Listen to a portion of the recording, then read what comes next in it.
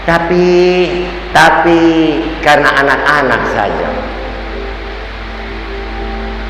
Ini karena anak-anak saja. Kalau bukan anak-anak, saya sudah kasih cerai kau. Saya sudah tinggalkan engkau. Maaf Bapak dan Mama, saat ini rumah tanggamu sangat berharga di mata Tuhan. Allah telah mencatat rumah tanggamu. Engkau bukan sendirian. Ketika Allah memberkati engkau di dalam rumah tanggamu, catat, dengar baik-baik. Engkau bukan dua lagi, tapi engkau sudah jadi tiga, yaitu Allah sudah ada di tengah-tengah engkau. Engkau tidak sendirian lagi. Jangan engkau kecewa menghadapi suamimu. Jangan engkau kecewa menghadapi suami atau istrimu. Engkau bukan dua lagi, menjadi tiga. Ada Kristus di dalam kehidupan rumah tangga. Apapun pergumulan engkau pada saat ini, Allah datang untuk mempersatukan pikiranmu yang kacau. Allah datang untuk mempersatukan engkau di tengah-tengah kerusuhan keluarga yang akan menimbulkan kerapuhan. Kasih sayang tidak dekat lagi dengan engkau. Mungkinkah engkau berselisih dengan mertuamu? Mungkin engkau berselisih dengan anakmu. Mungkin engkau berselisih dengan anak dan suamimu. Tapi Tuhan ingatkan kepada kita saat ini, Allah datang, makna yang pertama, untuk mempersatukan engkau. Allah menangis, Yesus menangis, di surga berduka cita. Engkau sadari, engkau tidak sendirian. Ada Kristus di dalam rumah tangga engkau. Maka itu kita tidak sangka, kita anggap remeh rumah tangga itu. Kita pikir kita dua saja, suami istri saja. Padahal ada Kristus di dalam kehidupan rumah tangga. Jika ada Kristus di dalam rumah tanggamu, berarti ada kehadiran Kristus. Kalau ada kehadiran Kristus, berarti ada kekudusan. Ada kekudusan, jaga kekudusan itu rumah tanggamu. Rumah tangga itu hal yang suci. Saya harap rema dari manfaat Natal, makna pertama mempersatukan ini, kita betul-betul mempersatukan kembali. Karena persatuan dan kesatuan sehingga gereja ini dapat terbentuk. Hari ini kita menyaksikan gereja ini terbentuk yang begitu luar biasa, hanya ada 9 bulan saja. Karena kesatuan hati oleh pemuda-pemuda yang begitu beres, orang itu bekerja dengan keras, angga itu semua bekerja dengan sangat keras. Ini oleh karena kesatuan hati, terbukti bahwa Tuhan tidak mau engkau berumah tangga terporak-porandakan. Engkau akan menjauh dari berkat Allah. Kau kerja bagaimanapun juga tidak akan engkau dapati hasil. Maka itu persiapkanlah dirimu masuk di dalam Natal kali ini. Maka yang pertama kesatuan hati, karena disitulah Allah memerintahkan berkat. Mazmur 133 ayat 1 sampai 3. Di kesanalah aku memerintahkan berkat, karena kesanalah ada kerukunan, kesatuan hati. Ada kesatuan hati. Di mana ada kesatuan hati, di situ ada berkat yang mengalir, yang engkau tidak tahu. Kok kerja apa kok saya tiba-tiba memiliki harta, memiliki berkat, uang dan segalanya. Saya percaya semua oleh karena anugerah Tuhan yang memulai segala sesuatu. Ini gereja ini sangat besar. Secara manusia saya tidak berpikir bisa rampung, tetapi semua oleh karena anugerah Tuhan. Ada kesatuan hati di dalamnya. Oleh karena itu Bapak dan Mama yang saya cintai, marilah kita membangun kesatuan hati kembali, untuk kita mau melihat jamahan-jamahan Tuhan akan bekerja. Apapun perkataan engkau ada kuasa di dalamnya. Kalau engkau betul-betul istri, dapat tunduk dan hormat kepada suami, dan suami akan mengasihi kepada istrimu dengan segenap hati. Saya percaya di situ akan mengalir curahan berkat yang berkelimpahan dalam kehidupan kita. Kesanalah berkat akan diperintahkan, kata firman Allah. Maka itu Bapak dan Mama yang dikasihi Tuhan, kalau kita melihat Allah datang untuk memberikan, Allah datang di sini untuk memberikan kesatuan hati, supaya kita masuk di dalam tahun 2026 nanti kita sudah bersih hatinya. Ibrani 10 ayat 22 di situ dikatakan, mampirlah, hadilah, masuk dalam hadirat Tuhan dengan suci hatinya. 1 Samuel 16 ayat 7 juga mengatakan bahwa apa? Alam tidak melihat seperti manusia melihat parasnya, tapi Allah melihat apa yang ada dalam hatimu, kesatuan atau tidak. Maka itu celaka bagi kita apabila kehidupan kita, 1 Timotius 1 ayat 1, 1 Timotius 1 ayat 19 di situ sangat jelas. Engkau tidak mendapatkan apa-apa, celakalah engkau, karena engkau tidak menyatu hatimu, tidak ada kesatuan hatimu. 1 Timotius 1 ayat 19. Di situ dikatakan kalau kita buka, tapi tidak, kita buru cepat. Jadi katakan engkau tidak akan menyatu dengan Tuhan, karena dari dalam hati itu disoroti Allah, akan terpencar keluar, dinampakkan oleh hati yang sempurna dan baik adanya. Oleh karena itu Bapak dan Mama, kesempatan pada saat ini, persiapkanlah jalanmu untuk engkau masuk di dalam tahun 2026 nanti dengan hati yang sudah diubahkan. Itu usahanya manusia. Maka itu di dalam Kisah Para Rasul 24 ayat 16. Kisah Para Rasul 24 ayat 16. Berusahalah, aku berusaha, dikatakan Rasul Paulus, untuk dapat hati bersih dan murni, supaya aku dapat berkomunikasi dengan Tuhan dan sesama manusia. Usaha hari ini, jangan engkau menunggu rahmat dari Allah. Jika engkau tanpa ada kerukunan yang engkau memulai, tanpa engkau memulai dari hati yang terbuka, hatimu harus terbuka, hatimu harus terbentuk, baru Tuhan masuk dalam hati dan Tuhan membuat transformasi hatimu menjadi luar biasa, sehingga engkau dapat merasakan hadirat Tuhan. Engkau tidak akan dapat merasakan hadirat Tuhan jikalau hatimu masih keras. Engkau tidak akan dapatkan hadirat Tuhan jikalau hatimu masih keras. No, omong kosong. Sia-sia engkau datang di ibadah ini. Engkau akan mendapatkan audible, suara dari Tuhan akan berbicara kepada engkau dan memberikan rema kepada engkau.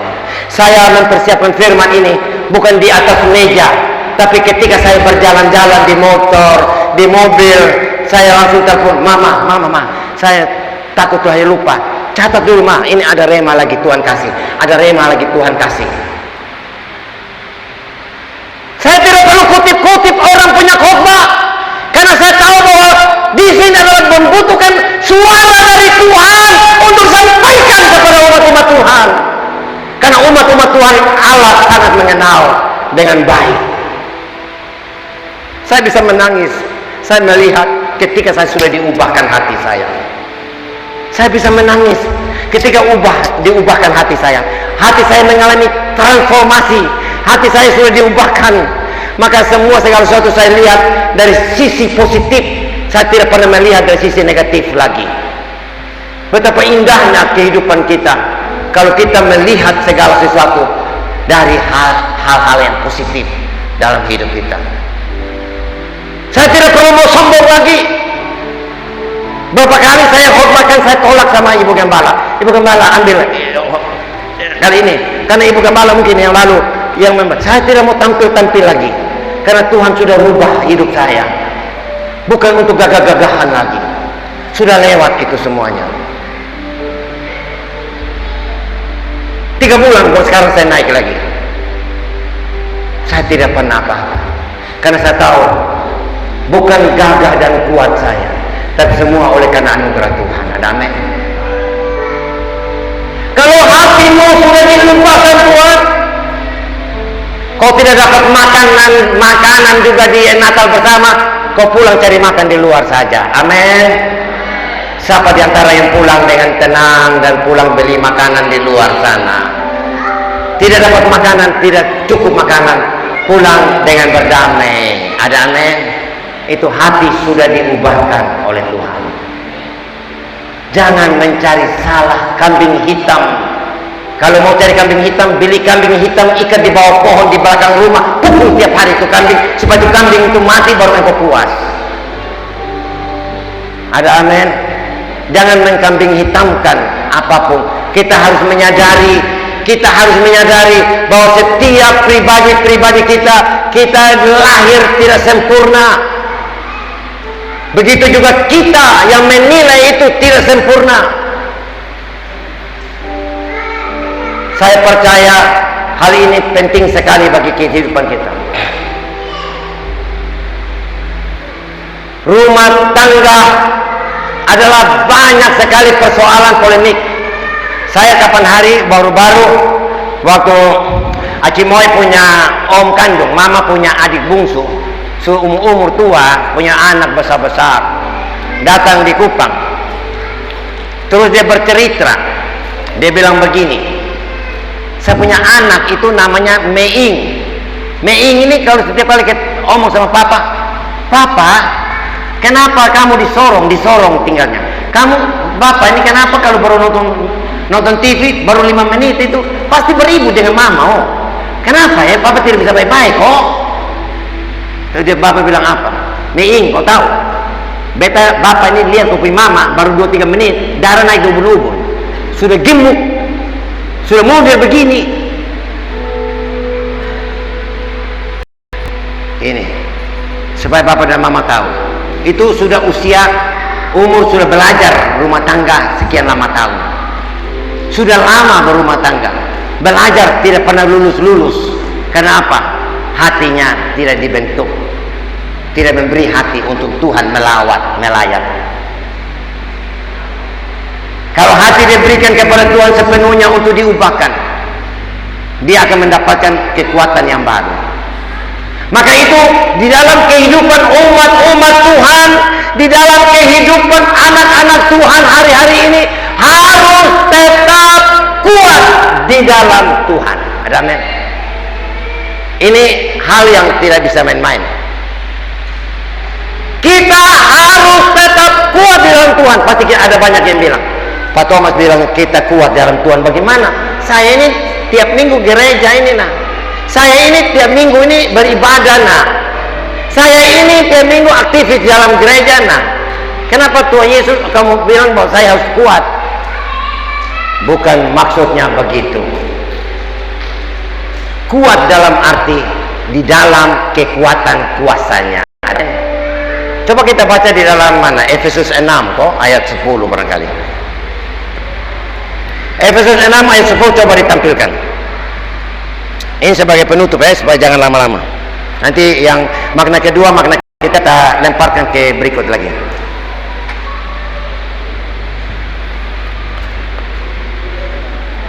Efesus 6 ayat 10 coba. Akhirnya hendaklah kamu kuat di dalam Tuhan, di dalam kekuatan kuasanya. Saya senang sekali ini ayat. Kita harus tetap di dalam Tuhan dan di dalam kekuatan kuasa kita dapatkan ketika hati kita sudah diubahkan. Kita dapat merasakan kekuatan kuasa kalau kita tetap di dalam Kristus. Artinya kita tetap di dalam Kristus bukan berarti tubuh kita yang tetap dalam Kristus, tapi hati kita terpaut dengan Kristus. Ada amin. Saya mohon kita mengerti sampai saat ini. Hati kita terpaut dengan Kristus.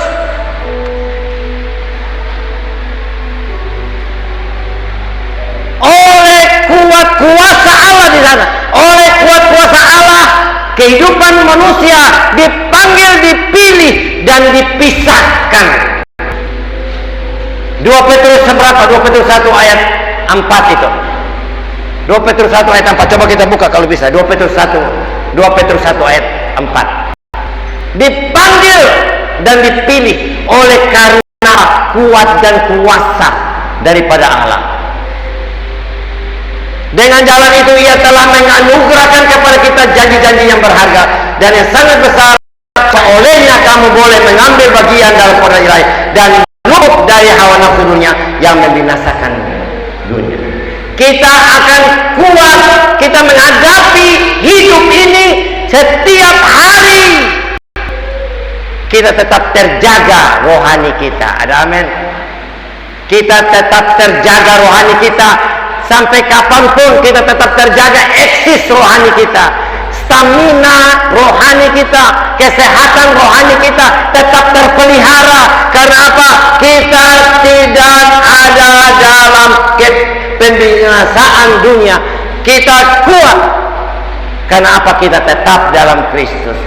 Oleh kuasanya Allah, oleh kekuatan kuasanya Allah, kita dipanggil dan dipilih serta dipisahkan untuk kita dapat melakukan perkara-perkara yang besar. Kalau engkau diubahkan hatimu, engkau dapat berbicara seperti ini, engkau dapat berapi-api seperti ini. Kalau engkau mau diubahkan oleh Tuhan, engkau akan berani bersaksi, engkau akan berani mengutamakan keuntungan Tuhan dalam jemaat Tuhan ini. Ada amin. Engkau akan berani. Karena apa? Oleh kuat kuasa Allah engkau dipanggil. Topik daripada itu kita lihat 2 Petrus 1 itu topik yang apa? Dipanggil, dipilih. Oleh kuat kuasa Allah engkau dipanggil dan dipilih dan dipisahkan. Dipisahkan bukan untuk engkau tidak bergaul, tapi dipisahkan untuk engkau dapat melakukan perkara-perkara yang besar. Dengan bergairah engkau akan tetap membangun hubungan suami istri oleh kekuatan kuasanya Allah. Maka itu kita harus tetap di dalam Tuhan. Tetap di dalam Tuhan bukan berarti kehadiran kita tiap minggu, tapi hati kita terpaut di dalam Kristus. Hati kita murni dan bersih di hadapan Allah. Itu yang Tuhan maksudkan.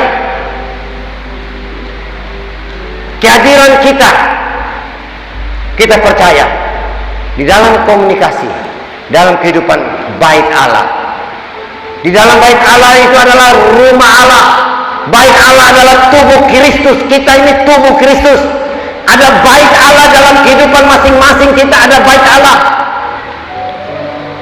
1 Korintus 3 ayat 16-17. Tidak tahukah kamu bahwa dalam tubuhmu adalah bait Allah? Ada Kristus dalam hidupmu. Ada kehadiran Kristus dalam hidupmu.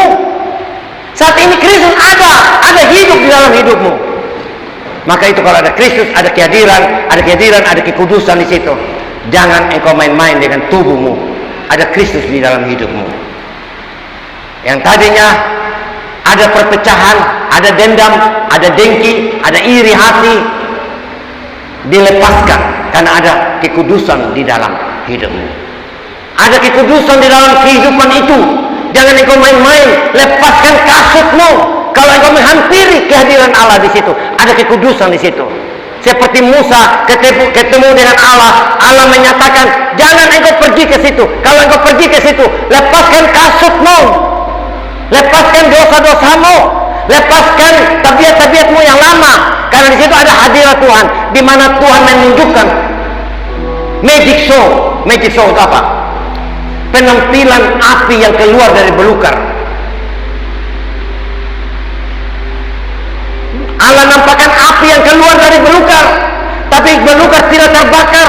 Maka ketika Musa pingin melihat magic show, magic show. Mau lihat magic itu, ada apa tuh? Kok tidak terbakar? Dahan-dahan api tidak terbakar, tapi api ada di tengah-tengahnya. Allah bilang apa? Lepaskan kasutmu, karena di situ tempat suci, ada kehadiranku di situ. Jadi kita seperti itu. Keluaran 3 ayat 1 sampai 3. Coba Keluaran 3 kalau saya tidak salah ingat. Keluaran 3. Coba kita baca Keluaran 3. Keluaran 3 ayat 1 sampai 5. Adapun Musa, ia biasa menyembelihkan kambing domba Jitro pamannya, mertuanya, imam di Midian. Seketika ia mengiring kambing domba itu ke seberang padang gurun, sampailah ia ke gunung Allah, yakni gunung Horeb. Lanjut. Lalu malaikat Tuhan menampakkan diri kepadanya di dalam nyala api yang keluar dari semak duri. Lalu ia melihat, dan tampaklah semak duri itu menyala tapi tidak dimakan api. Lanjut. Musa berkata, baiklah aku menyimpang ke sana untuk memeriksa penglihatan yang hebat itu. Mengapakah tidak terbakar semak duri itu? Ayat 4. Ketika dilihat Tuhan bahwa Musa menyimpang untuk memeriksanya, berserulah Allah dari tengah-tengah semak duri itu kepadanya, Musa, Musa. Dan ia menjawab, ya Allah. Ayat 5. Lalu ia berfirman, janganlah datang dekat-dekat, tanggalkanlah kasutmu dari kakimu, sebab tempat di mana engkau berdiri itu adalah tanah yang kudus. Lepaskan kasutmu, lepaskan iri hatimu, lepaskan dosa-dosamu, lepaskan ketabiat-tabiatmu yang lama. Kalau engkau datang mau menyembah Allah, kalau engkau tahu bahwa tubuhmu itu adalah bait Allah, tempat Allah ada di dalam tubuhmu, lepaskan saat ini dendammu, lepaskan semua iri hatimu. Hatimu engkau pelihara dengan suci dan murni. Engkau melihat tahun 2026 engkau akan diberkati oleh Tuhan. Engkau harus sadari itu. Ada amin? Harus kita sadar. Minta maaf 1-2 menit lagi. Ini saya habiskan di makna yang satu saja ya. Berapa banyak hamba-hamba Tuhan? Nanti makna yang kedua, makna ketiga kita sambung. Makna yang kedua dan yang ketiga kita sambung nanti. Saya mau bilang kepada kita, berapa banyak hamba-hamba Tuhan yang dalam kehidupan rumah tangganya tidak akur. Ada suami yang tidak akur dengan istrinya, istrinya tidak akur dengan suaminya, dan doa istri itu hanya minta apa? Tuhan, kapan engkau ambil dia? Kapan engkau ambil dia? Ada kejadian ini, ada kejadian, ada kejadian. Fakta. Ketika perpecahan dalam keluarganya pendeta ini, mereka melayani sama-sama, tapi mereka ada hancur karena hatinya tidak dibentuk. Ketika suaminya meninggal, istrinya telepon di teman-temannya, saya ingat itu. Mak, dia sudah mati. Yang tertawa itu pasti tahu. Mak, dia sudah mati. Hei, kau punya suami mati kok enak. Mak, maksud tahu dia sudah mati. Ini suatu hal yang tidak nyaman. Harus dipulihkan. Ada berapa banyak anak-anak yang mengatakan, papa ini kalau sudah pergi di luar kota lebih baik, sudah pergi mana ke luar kota, kami rasa nyaman di rumah. Atau mama kok, anak-anak yang berkata, mama ini kalau pergi arisan sudah lebih baik, keluar lebih baik, di rumah kosong tidak ada orang lebih baik, saya lebih tenang. Kalau mama ada di rumah, radio rusak radio rusak, berbunyi terus. Ada banyak rumah tangga ini. Ya, saya tidak omong, masing-masing kita koreksi masing-masing. Apa kekurangan kita dalam kehidupan rumah tangga kita? Saya baru-baru memperdamaikan satu keluarga. Tugasnya saya sebagai hamba Tuhan, memperdamaikan. Saya pergi suami, mempersatukan kembali mereka. Dan anak-anak bilang apa? Papa, Bapak Pendeta, tolong Bapak Pendeta, kami tidak mau ditinggalkan mama. Bapak Pendeta tolong mempersatukan papa dan mama. Semua ingin untuk dipersatukan. Jangan ego bapak dan mama. Ingat anak-anak masa depan kita. Itu lebih berharga, itu lebih penting. Maka itu saya mau bilang kepada kita, di dalam kehidupan kita banyak keluarga tidak rusak, banyak keluarga tidak rusak. Tidak rusak karena kurangnya cinta, tetapi rusak karena kurangnya ketaatan saja kepada Tuhan. Ada amin? Karena kurangnya ketaatan saja kepada Tuhan. Mau berapa banyak kali engkau ikut puasa, mau berapa banyak kali engkau ikut Natalan di mana-mana, jikalau engkau tidak taat, engkau tidak akan mengalami pemulihan di dalam keluargamu. Tidak akan. Karena berbicara tentang makna yang pertama adalah tidak terlepas daripada berbicara tentang ketaatan yang murni. Bapak Mama, saya kira waktunya sudah menunjukkan 10:30. Biarlah kesempatan ini saya mohon dengan hati yang tulus dan ikhlas, kita mempersiapkan hati kita untuk masuk di dalam tahun 2026 dengan hati yang murni dan bersih. Kita lihat apa yang terjadi. Tuhan akan mencurahkan berkat-berkatnya menyertai kita. Saya baru pulang dari Penang.